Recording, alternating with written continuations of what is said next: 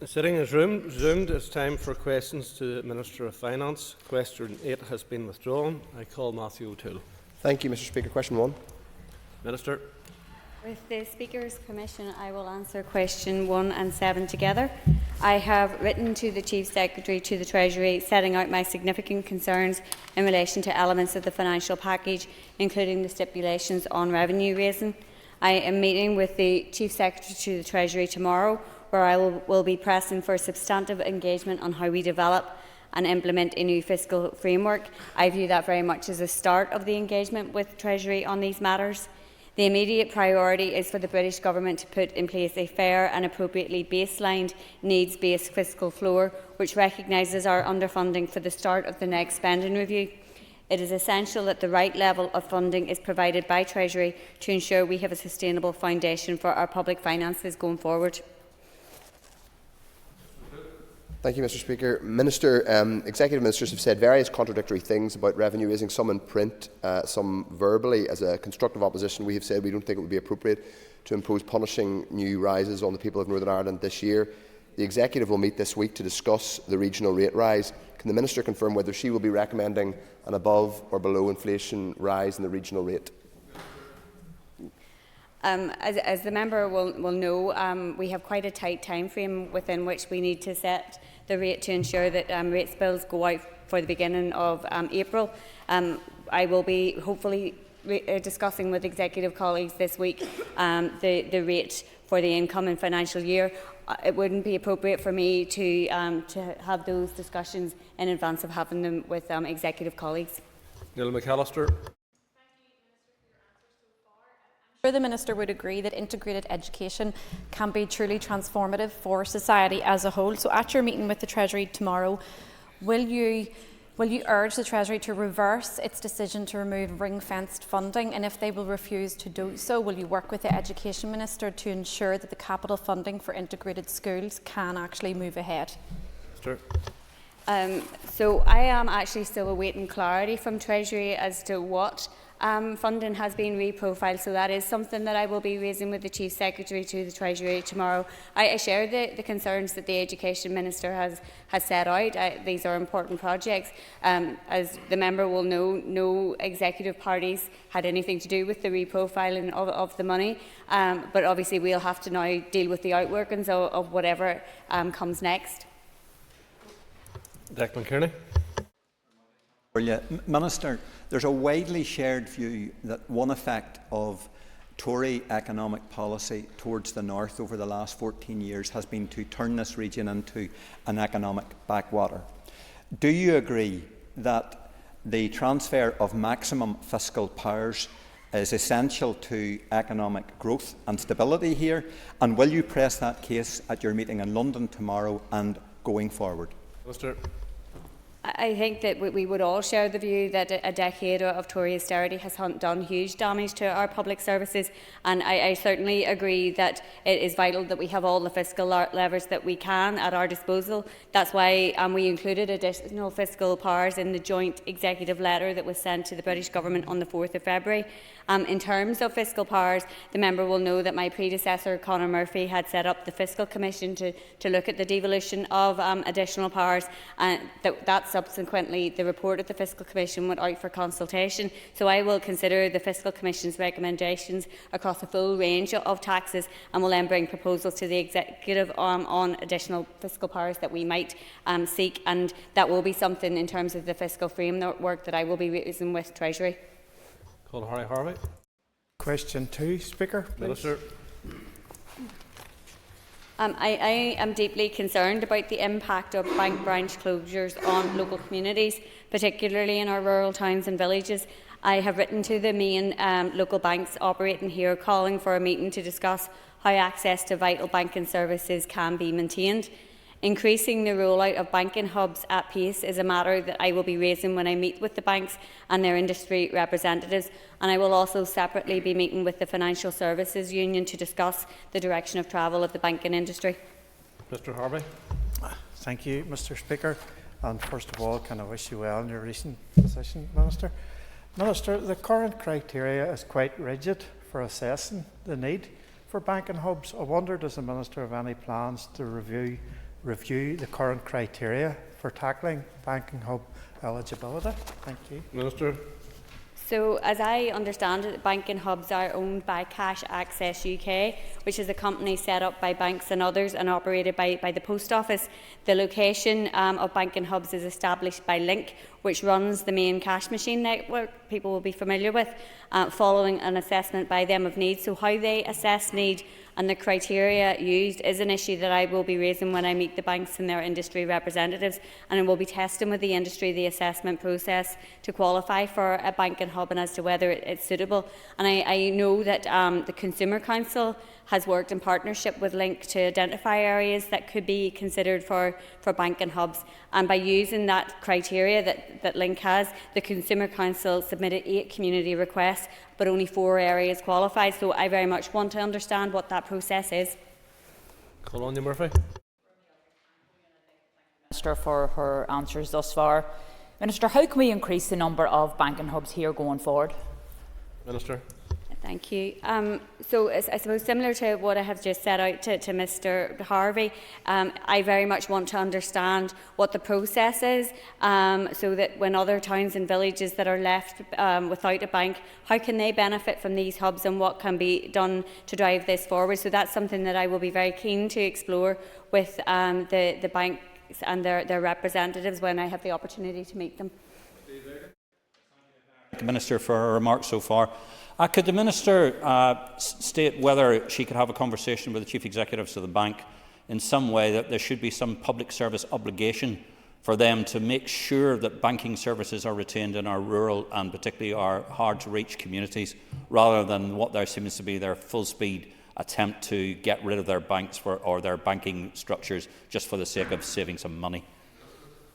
Thank you. So the member may be aware that my predecessor, Conor Murphy, had convened a banking roundtable in February 2022 and had raised some issues coming out of that around ensuring access to cash and services and stakeholder engagement about managing the change in services. They set those issues out in a report that was formally presented to Treasury and other regulatory authorities in London, including the Financial Conduct Authority, for consideration. And the member may be aware that the Financial Conduct Authority has made some recommendations around access to cash, and that's something that I'll be keen to engage with them on further. Thanks very much, Minister, for your response. I just noticed that the Bank of Ireland profits this year are up 92%. Incredible, absolutely incredible. But can I ask the Minister, given that the UK Treasury currently owns over a third of NatWest, will the Minister appeal to the Treasury to intervene to prevent Ulster Bank closures in various branches, particularly in our rural areas, as referred to previously by Mr Aiken? Thank you. Well, the member will know that both my department and the Assembly have very limited legislative authority in relation to banking and finance. So there's a limited role in which my department can play in directly influencing the decisions that are made by local banks, which are largely, for the most part, commercial. But certainly I'll be pressing on local banks for the change where it's needed, and to highlight, I suppose, that we are a society that is much more reliant on cash, and that is something that has been shown in some of the research that has been done, and in particular to highlight the needs of the most vulnerable. And obviously the roundtable discussion highlighted some of these issues, and we have shared that with Treasury, and certainly it will be something that I will be keen to engage on further. In the constituency I represent in Bangor, Barclays Bank have recently announced they'll be vacating the main street, which follows several others. What will you be doing to ensure that my constituents who don't feel confident using online banking can access these services in person? So, as I just set out to Mr McGlone, obviously we have limited powers in terms of trying to direct what the banks do, and the decisions that they take are largely for commercial reasons. The access to cash hubs, and I believe there is one in Bangor, those are a good model, I suppose, when there are a lack of banking services. But it is really important, and certainly when banks close in my constituency, I am very keen to ensure that the banks that are leaving our high streets ensure that there are facilities that are available to people. So when I meet with the banks and their representatives, I'll be keen to understand how they ensure that that happens and what are the criteria for the access to cash hubs. Thank you. Question 3, Mr. Speaker. The immediate priority regarding budget sustainability must be getting the British Government to put in place a fair and appropriately baselined needs-based fiscal floor. This must recognise our underfunding for the start of the next spending review. Increased fiscal devolution will allow an executive increased control to manage its finances and priorities locally, and that's not just about waiving revenue, it's about aligning economic and social policy with our tax and spend. It would allow us to make different choices, to change behaviours, to spur economic activity, or to raise revenue for public services in a fairer and more progressive way. As the Independent Fiscal Commission stated in its final report, fiscal devolution could help local citizens through their politicians to make choices that suited them best, and it would support long-term budget sustainability. Can I ask the Minister, why are our public services unsustainable at present? Well, as the member will know, we have been underfunded for a number of years, and the British Government recognised that when they recognised that we had a level of need, and with the financial package that they put in place. We are the only devolved administration that's asked to deliver public services while being funded below the level of need. It's clear the current financial package proposed by the British Government doesn't address this in a long-term way. It doesn't provide the basis for the executive to deliver sustainable public services in the medium to long term. And that's not just my assessment or the assessment of the executive colleagues. It's supported by Fiscal Council analysis. So, of course, the additional funding is welcome, but it will only provide a short-term solution to the pressing issues that we face now. Effectively, we are being asked to accept the lower quality of public services for our people, and that is absolutely untenable. The British Government must provide the foundation on which we can build and deliver sustainable public finances and deliver sustainable public services. So far, does the Minister agree that stop-go government isn't conducive to the effective fiscal devolution that many of us in this chamber would aspire to, and would she therefore agree with my party's view that reform of the institutions is necessary to deliver the political stability necessary to underpin financial sustainability? So the member will know that we are very much up for being here. We want to be here and to be doing the jobs that we are all elected to do, and to collectively represent the people that we are elected to represent. We have been very clear that we are very much up for that conversation around reform. We have the Assembly and Executive Review Committee, and that's a forum that we would like to see used to discuss the issues around the reform of the institutions. The Minister won't exercise the revenue-raising powers she has at present, but she demands more fiscal powers. In that rush to spend other people's money, should she not be reflecting today on the audit report and its damning indictment of the local incapacity to control expenditure, particularly including that incapacity of her predecessor?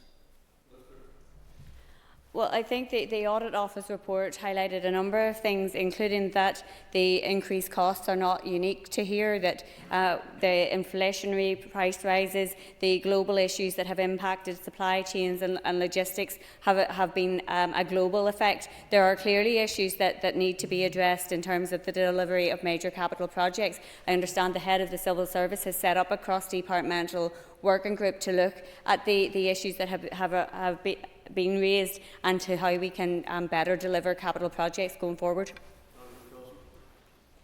Thank you, Mr. Speaker, and thank you, Minister. Minister, the SDLP would absolutely welcome more fiscal powers within this Assembly, and surely it would alleviate some of the pressure that we face. But does the Minister agree with me that a key plank to ensure stability, to attract further powers, is to ask the First and Deputy First Ministers to not resign their positions to ensure the stability of this Assembly? I think I have already addressed this in response to Mr Tennyson. We're very much up for the conversation around reform of the institutions, and as Michelle O'Neill has made very clear when she has responded to this, we are here in the Executive and we are here to deliver for people, and that is our intention for the rest of this mandate.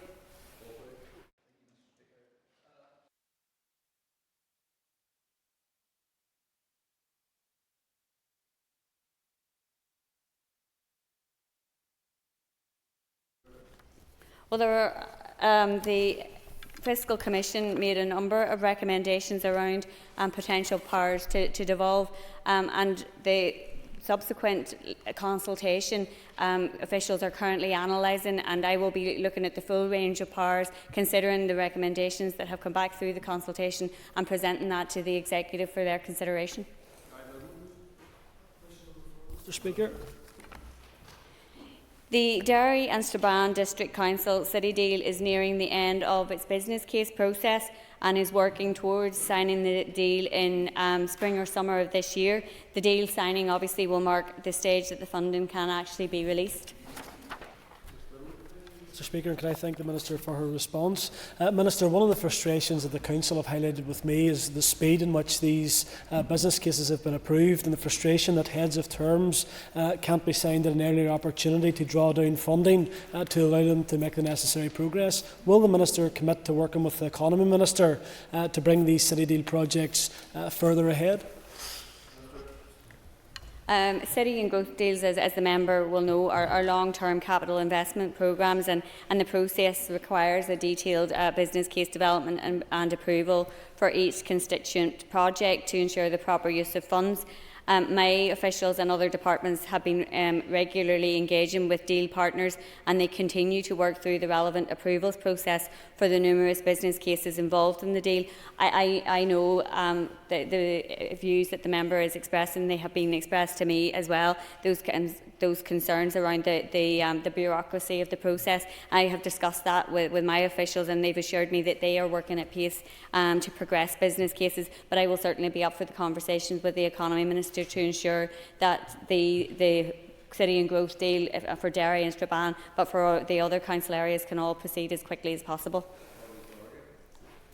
Thank the Minister for her answer so far. Can she provide an update on the medical school and on personalised medicine?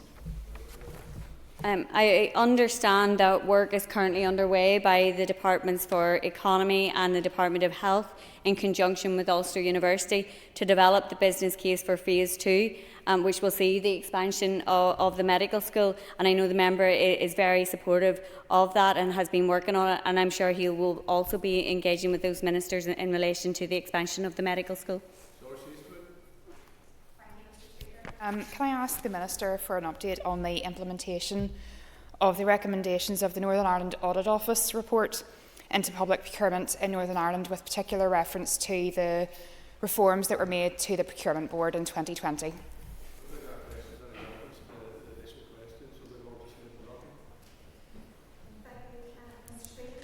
Commit that she will allocate all the required funding to ensure that the City Deal project can be pursued in full and not scaled down because of the inflationary pressures and indeed the delay in bringing the cases forward.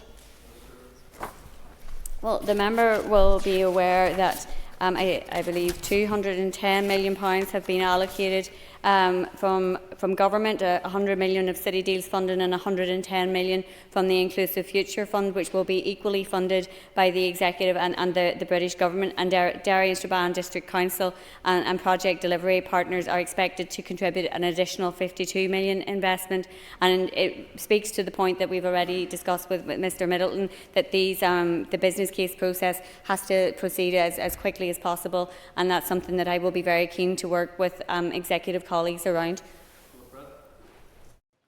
5. I very much appreciate the important role hospices play in delivering specialist care to people with palliative and end-of-life care needs. I welcome the Health Minister's reinstatement of the £85,000 in funding to the Children's Hospice for this year, which had been withdrawn. I know this is an issue that the member has been raising, and I can assure him that I am committed to working with the Health Minister to consider any proposals from the Department of Health to support the Children's Hospice. Dylan.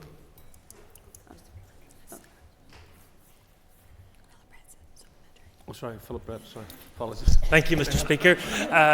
The Minister will be aware of the huge public concern of the reduction in services by the Children's Hospice, and can I pay tribute to local campaigners, including the 1,200 who have signed my parliamentary petition on this issue. Can the Minister put on the record that she would welcome a bid from the Health Minister to fully reinstate the services at the Northern Ireland Children's Hospice? So I have recently begun the process of setting the budget for the Executive for the incoming financial year. As part of this, departments have been invited to make bids for the available funding based on their own priorities and needs. It will obviously then be a matter for the Executive to decide how the funding is shared out between departments, and for individual ministers to decide how to allocate funding within their own departments. I've written to the Health Minister to say that if services are not considered affordable within the Department of Health baseline, then I would encourage him to make a bid for the additional funding as part of the 2024-25 budget exercise. And I thank the member, my colleague from North Belfast, for raising this. I'm glad the Minister has mentioned that she would welcome a bid from the Minister for Health on a more secure funding model for hospice. Will she raise with him that there is a need for a business case on more sustainable funding, not just for the children's hospice but for the adult hospices as well, rather than ending on or relying on end-of-year bids to get them to some sustainability? Thank you. I have received a letter from the Minister of Health asking for assistance in supporting hospices in any way possible. There was no specific bid for additional funding to the department with respect to hospices, and obviously the Executive has now agreed the final allocations for the 2023-24 budget. But I have written to the Health Minister to say that if the services aren't considered affordable within the department's baseline, that I would encourage him to bid for additional funding, and that is a position that I would be keen to discuss with the Health Minister when I'm having one-to-ones with each of my executive colleagues in the 2024-25 budget setting process. Please. On the 20th of September, the Secretary of State wrote to permanent secretaries directing them to launch public consultations on measures to support budget sustainability by raising additional revenue. These consultations were at various stages when the Executive returned, and it will now be for individual ministers to consider the outcome of consultations carried out by their individual departments should they wish to do so. Thank you very much indeed, Minister. You've already talked several times today, and thank you very much indeed for the remarks you've gained about the ongoing consultation about revenue raising. But other ministers seem to have taken those off the table. If that is the case, can you give us a status update on which consultations are running and which ones aren't? So the consultations are at various stages. They were launched on different dates between October and early January this year. So the consultation periods also vary. So there was a range of closing dates. Those that have closed are relating to the overarching financial context, rates relief and hospital car parking charges. And as the member has rightly reflected, I am keen to consider the outcome and the responses. Over 1,400 responses were submitted to the consultation on rates, and I'm very keen to understand what people had to say about the rates in that consultation. Minister, can you provide an update on the department's rates revenue raising consultation at all? So the Department of Finance's rate revenue raising consultation opened on the 7th of November. It concluded on the 13th of February. As I've just said to Mr Aiken, 1,400 responses were received. My officials are currently analysing the responses with a view to providing me the initial findings report in March, and I'm very keen to understand what those who responded to the consultation have to say about the rates system, and I will consider the analysis from officials in due course. Mr. Speaker. Minister, you await the findings of the rates relief review. In your opinion, should such findings include an assessment of the impact of getting rid of each relief on household budgets, rent costs and small businesses? So the rates revenue raising consultation was quite limited in terms of the questions that were asked, but I understand from officials that the responses received were considerable, and some were very lengthy and provided a lot of detail in terms of the information in relation to particular sectors. There are a whole range of rates relief measures, both for domestic and for non-domestic properties. Some of them are very much are really important rate reliefs, for example, in relation to people on lower incomes or people who have disabilities, and there's adaptations to their houses, and there are others that maybe are a little bit outdated, and we will be looking at the rate system as a whole, and that's something that I will be keen to analyse the responses to the rates revenue raising consultation. Question 8 has been withdrawn. Question 9, the member isn't in her place. Question 10, Mr Buckley.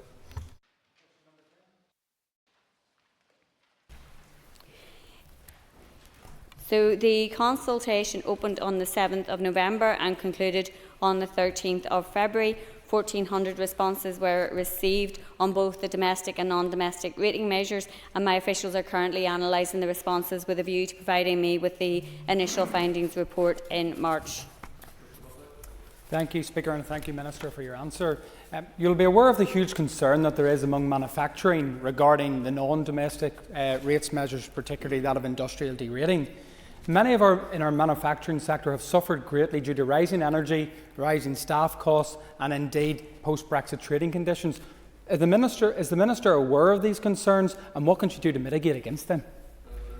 So, as I mentioned, we had over 1,400 consultation responses from various sectors, and obviously the manufacturing sector will be represented in that. I am aware of the concerns that have been raised. I'm also aware of the importance of that particular rates relief to the manufacturing sector, which is very successful here. We have a really thriving manufacturing sector, and I will be carefully considering the responses to the consultation before taking any further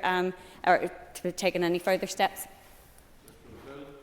Thank you, Mr. Speaker. Would the Minister agree that any change, particularly any reduction in our industrial derating regime, would damage the ability to attract investment based on our dual market access and manufacturing export?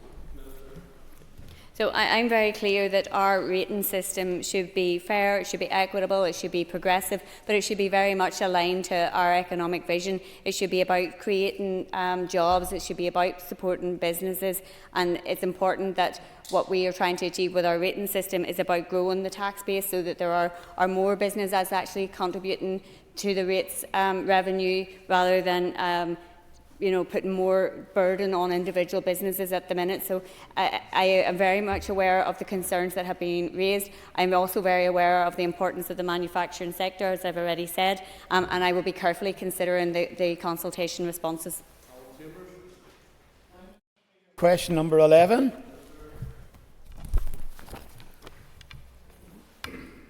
So the consultation process on measures to support budget sustainability and raise additional revenue, which my department was directed to undertake by the Secretary of State, cost £2,906.80, and this included costs for newspaper advertising and for a stakeholder engagement event on the 9th of November. Thank you, Mr. Speaker. Minister, thank you for your response. Has the Minister had to issue any ministerial directions to the Permanent Secretary of the Department of Finance, as there does not appear to be any resolution to the issue of revenue raising? I have not made any ministerial direction to the Permanent Secretary. If the member would like to write to me to ask for more detail, I'd be happy to provide him with any information that he wishes.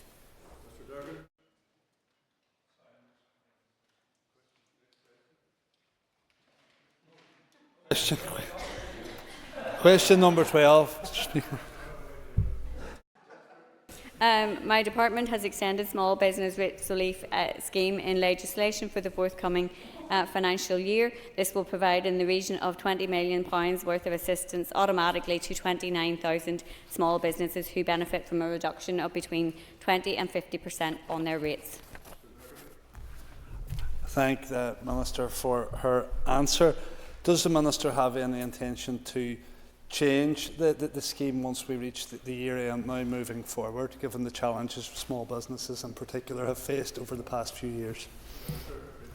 I very much recognise the challenges that have faced all businesses, but particularly small businesses. And as I have said previously, I will be considering the responses to the revenue raising consultation and assessing the findings of that exercise, and will be looking at a number of strategic areas of policy within the rating system within the weeks ahead. Minister, I found out that £150 million ring-fence for shared and integrated education had been hacked away whenever I got an email from the principal of my son's primary school telling us that they wouldn't be able to proceed with the long-planned construction of a new school. When did you and other executive ministers find out? I think I have already reflected in responses that I am actually still waiting clarity from Treasury as to what money has been repackaged within that £708 million that has been loosely earmarked for transformation. I share the concerns that, as I've already said, that the Education Minister has outlined in relation to those projects. This isn't something that the Executive signed up to. We were very clear in the talks in Hillsborough that we understood that some money was being repackaged. We have yet to receive details of that, and certainly we will be left picking up the tab and trying to deal with the outworkings of that. Thank you, Mr. Speaker. Minister, I'm afraid people out there watching will find it absolutely astounding that no minister has any idea what has actually been agreed to in relation to reallocating existing money. Can she or any other minister, and I'm chuntering from the sidelines from other parties, should rather wait for questions about important issues, could she or any other minister guarantee that other public sector bodies and other voluntary organisations worried about what the other 400 million of potentially reallocated money by the UK Treasury is going to be? I'll do the rebukes, Mr O'Toole. Minister. I thank the member for that question. And well, as I've already stated, I'm waiting clarity from the Treasury as to what exactly has been repackaged. We understand from officials that there are a number of funding streams. Fresh Start is one. There are things like Levelling Up and funds that the British Government is responsible for, like New Deal. But I will await clarity from the Treasury, and I will be raising it with the Chief Secretary to the Treasury tomorrow and making it clear that we need to have an understanding of that, and it will then be for the Executive as part of the budget setting process for 2024-25 to deal with bids from the other ministers in the Executive and to make decisions about how to allocate that. And I'd like to ask the Minister if she could provide a brief update on the Office of State Review consultation that was launched in 2022. So the Department is responsible for the management and strategic planning of the NICS Office Estate, which includes ensuring estate meets the changing needs of the civil service. For 2023, the Department of Finance has commenced a programme of work to reduce the in-scope office estate footprint by about 40% over the next 5 years, which will help reduce its carbon footprint and also support that journey towards decarbonisation. The Department of Finance has exited 12 owned and leased buildings during 2023-24, and we also plan to exit a number of leased buildings at the earliest opportunity. And the member is probably aware that a number of significant sites are currently for sale, including Netherley, Clarence Court and Victoria Hall. Thank you, Mr Speaker, and I thank the Minister for the update. I noted that in the consultation it said 70% of the estate costs was in the Greater Belfast area, so which means there's only 30% in the wider parts of Northern Ireland. Is there any indication that there will be a rebalance of that, so that there's more of those estates based in the remainder of Northern Ireland?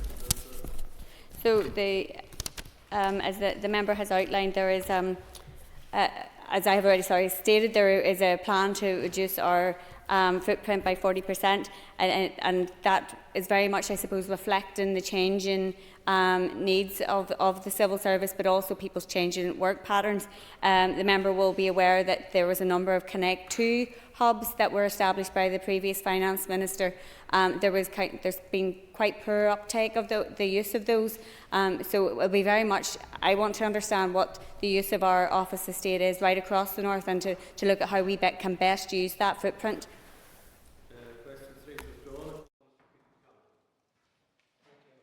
Wish the Minister well in our new position. Minister, we've seen just recently another security alert in your own constituency, reflecting the pressure and threat the PSI are under. Will you commit to fund the Justice Department effectively to deliver the service required under the current threat and numbers of officers required? Well, we are about to embark on the budget setting process for 2024-25, and as part of that I will be meeting each of the individual ministers with responsibility, so I will be engaging with the Justice Minister around her needs and that of her department and the bodies within her department. So I am sure that she will be making the case for what she requires to deliver services. So, Minister, at this current time, the Justice Minister has not communicated with you in reflecting those concerns of mine?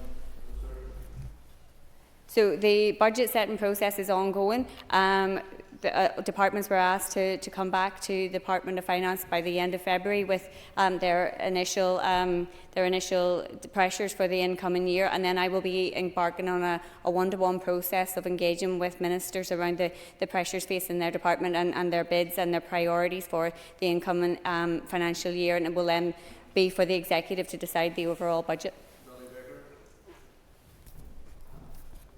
My question was already asked and answered. Thank you.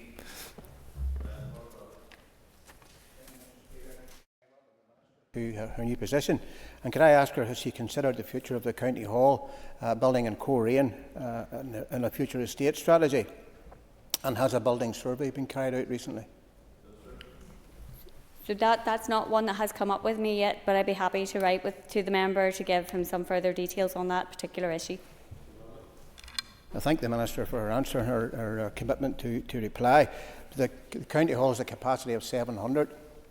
It's only a fraction of the occupied, and I was wondering, would it be feasible to move the small number of staff from County Hall to Jubilee Building in Ballykelly, which is also under occupied, and that the department could enter discussions with the Causeway Coast and Glens either to promote some sort of office establishment there, or better still, give the building over to the council and let them maintain it and upkeep it. I would be happy to engage with the member further on this. Obviously, I'm familiar with the buildings that he's talking about, as it's my own constituency. And I suppose the vision of the Department of Finance is that we do have that ability to move between different departments' buildings, so that we are maximising the potential of the office space that we actually have access to and are making best use of it, and that we are ensuring that the office space that we do have is the most, I suppose, carbon friendly that it can be, that we are contributing to the targets that we have to meet in relation to climate as well. Thank you, Mr. Speaker. It was reported in the media earlier this week that £175 million of rates went unpaid last year. What actions has the Minister taken to collect this? So it's important, I suppose, to say that over 1.5 billion of rates were actually collected in this financial year. That's the largest amount collected by LPS within a rating year, and more than £140 million more than last year. So rating debt has increased since 2020. There are a number of factors that the member won't be surprised about in relation to both the COVID pandemic and also the cost of living and cost of doing business crisis. LPS proactively addresses rating debt through rates billing, collection and recovery cycle. As at the 4th of February 2024, almost 11,000 ratepayers have an agreed payment plan, with their rates being paid over a longer period of time, and it's important to reflect that those people are also reflected in that £174 million worth of debt. So legal debt recovery actions are taken by LPS for persistent non-payment, and when ratepayers fail to engage with LPS on their rating debt. Approximately 40% of all rating debt prior to the 31st of March 2023 has been subject to legal proceedings, and the member will also know there were difficulties with legal proceedings during the pandemic. LPS has been robustly implementing its debt recovery strategy aimed to reduce rating debt year on year. Thank you, Speaker, and thank you to the Minister for her response. Does she agree that over a punitive rates increase this year would actually set back efforts to recoup that money? So there's obviously been a number of figures that have been quoted in the media, and from my perspective, some of those would be incredibly punitive on households and businesses. Obviously, it will be for the executive to decide what the rate will actually be set at, and that's a discussion that I will be having with executive colleagues later this week. We do have to get that balance between being able to deliver high quality public services, but not putting the burden on hard-working workers, families and businesses that are already struggling with the cost of living and the cost of doing business. Minister, can I welcome the meeting that you had with Minister McGrath last week? I know it was on the same day that the Irish Government announced its funding package for the North. Can I ask the Minister how that €800 million package will help the Executive carry out its work?